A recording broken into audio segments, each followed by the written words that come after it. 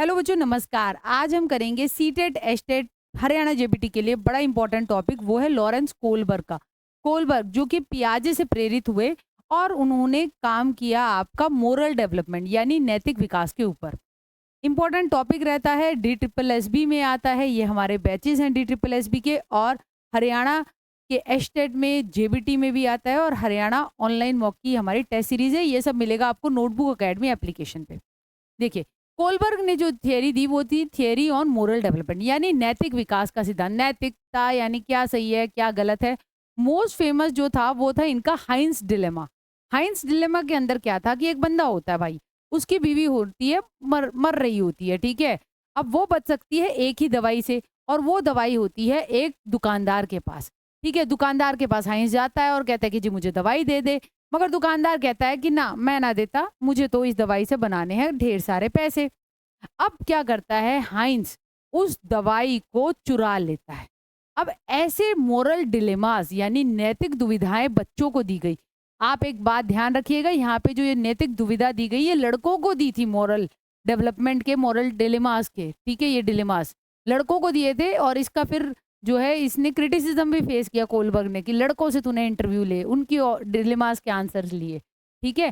तो भाई सवाल क्या पूछे गए, क्या हाइंस को दवाई चुरानी चाहिए थी? क्या कुछ बदलता अगर हाइंस अपनी पत्नी से प्यार नहीं करता, दवाई चुराता नहीं चुराता? अगर मर रहा व्यक्ति पत्नी की जगह और कोई होता तो भी हाइंस के यही करता? क्या पुलिस को ड्रगिस्ट को पकड़ना चाहिए अगर उसकी हाइंस की बीवी मर जाती है तो इस तरीके के सवाल बच्चों से पूछे गए, ठीक है। लॉरेंस कोलबर्ग 1927 से 1987 अमेरिकन मनोवैज्ञानिक जीन पियाजे के नैतिक विकास से जो थे भाई ये प्रेरित थे। इन्होंने मानव का नैतिक विकास की 6 स्टेजेस दी और 3 लेवल्स दिए। तो हमारे कुल अगर हम देखें चरण, वो हो गए 6, और स्टेजेस हो गए आपके 6, और लेवल हो गए आपके 3। ये याद रखिएगा, कई बार ऐसा क्वेश्चन यहाँ से भी आ जाता है। मोरल डेवलपमेंट को ये हुआ 10 से 16 वर्ष के लड़कों को मोरल डिलेमास देकर इंटरव्यू और ऑब्जर्वेशन के बाद उसने अपनी थियरी दी थी। उसके जो वो रीजनिंग दे रहे थे, मोरल डिलेमास हाइंस वाला सबसे फेमस है, और भी मोरल डिलेमास उसने दिए थे, ठीक है। मोरल रीजनिंग, इन डिलेमास पे बच्चा कैसे रीजनिंग करता है, कैसे तर्क देता है, उसके आधार पे उनको स्टेजेस में और लेवल्स में डाला गया। एक चीज, एक डायग्राम जिससे सारी थियरी हो जाएगी रिवाइज, वो है ये। यहाँ पर क्या रहता है, लेवल 1 होता है आपका प्री मोरल या प्री कन्वेंशनल या पूर्व पारस्परिक अवस्था, जो 4 से 10 वर्ष रहती है। इसमें स्टेज 1 के अंदर होता है ओबीडियंस पनिशमेंट ओरिएंटेशन, यानी कि बच्चा आज्ञा मानता है कहीं उसे दंड ना मिल जाए, ठीक है। वो कहना इसलिए मान रहा है कि बस वो दंड से बचना चाहता है, ठीक है। अगर दंड नहीं मिलेगा और चोरी करना है, 2 बिस्कुट चोरी कर लिए और दंड नहीं मिलेगा, तो वो उसको अनैतिक कार्य नहीं कहेगा, क्योंकि उसको अगर दंड नहीं मिल रहा तो उसके लिए वो अनैतिक नहीं है। तो यहाँ पे सब चीजें जुड़ी हुई हैं आपकी किसके साथ, सेल्फ प्रोटेक्शन, स्वरक्षण, फियर, डर है किसका, दंड ना मिल जाए, इसलिए कहना मान रहा है। इसके बाद आता है स्टेज 2, वो होता है इंडिविजुअलिज्म एंड एक्सचेंज। बच्चा जो होता है, तूने मुझे मारा मैं तुझे मारूंगा, या फिर जिसे हम कहते हैं टिट फॉर टैट ओरिएंटेशन, यानी साधनात्मक सापेक्षवादी, सेल्फ इंटरेस्ट, ठीक है। तूने मेरी एक पेंसिल तोड़ी, मैं भी तेरी एक ही पेंसिल तोड़ूंगा, इस तरह की नैतिकता यहाँ पर शो करता है। इसके बाद आ जाती है लेवल 2।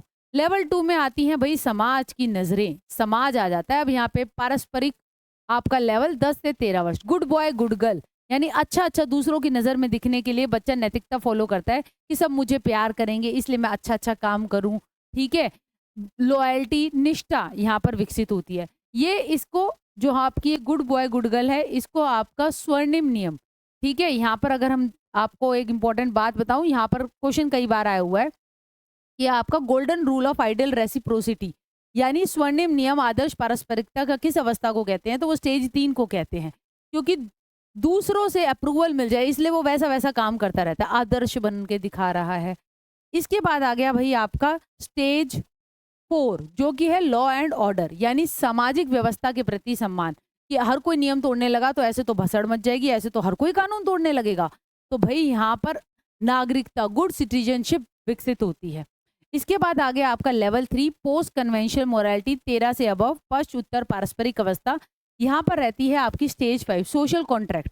सोशल कॉन्ट्रैक्ट का मतलब यह है कि सामाजिक समझौते की अवस्था, कि आप भाई साफ सी बात ये है कि भाई समाज में हमें क्या बनकर रहना है कि समझौता, नियम बदले जा सकते हैं अगर तर्क दोगे, ठीक है? आपका ट्रिपल तलाक है, अगर उसको लेकर एक समाज में एक नया नियम बनता है तो उसमें चेंजेस ला जा सकते हैं।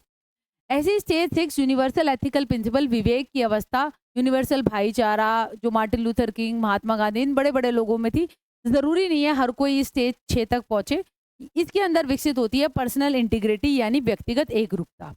तो ये तो कोलबर्ग की जो हो गई आपकी 3 लेवल्स और 6 स्टेजेस हो गई जहाँ से बहुत ज़्यादा प्रश्न आता है, ठीक है? भई आलोचनाएँ ये हुई कि इसने कल्चर को जी इग्नोर किया। प्रॉब्लम थी स्टेजेस के साथ, नैतिकता के सभी स्तर एक साथ भी चल सकते हैं। परिवार का इन्फ्लुएंस इग्नोर किया, संदर्भ कॉन्टेक्स्ट इग्नोर किया, नैतिक विचार और व्यवहार, ठीक है? जो बोलते हैं, जो बता रहे हैं और असली में जो व्यवहार करते हैं, दोनों चीज़ों में भाई फ़र्क हो सकता है। महिलाओं को इंक्लूड ही नहीं किया, ठीक है? तो भई और महिलाओं ने कहा कि भई ए कोलबर्ग, तेरी नैतिकता जो है वो जस्टिस से जुड़ी हुई है, न्याय से। महिलाओं की नैतिकता जुड़ी होती है, वो होती है देखभाल से। तो वो इम्पोर्टेंट पर्सपेक्टिव लेकर आई कैरल गिलिगन, जिन्होंने theory of moral development the, stages of ethics of care. महिलाओं का नारीवादी परिप्रेक्ष्य दिया कि नैतिकता जुड़ी हुई है भई आपका केयर को लेकर। यहाँ पर भी 3 अवस्थाएँ हैं। पहली है प्री कन्वेंशनल मोरालिटी, यानी कि एक लड़की कहती है I love me, I love me, I love me, मैं खुद से प्यार करती हूँ। कॉलेज वगैरह में जाती है तो भई अपने लिए क्या बेस्ट है, यह बात ध्यान में रखकर अपना कार्य करती है। सर्वाइवल और सेल्फ इंटरेस्ट मेन होता है। फिर भई देखिए पति आता है, बॉयफ्रेंड आता है तो आई लव यू होता है।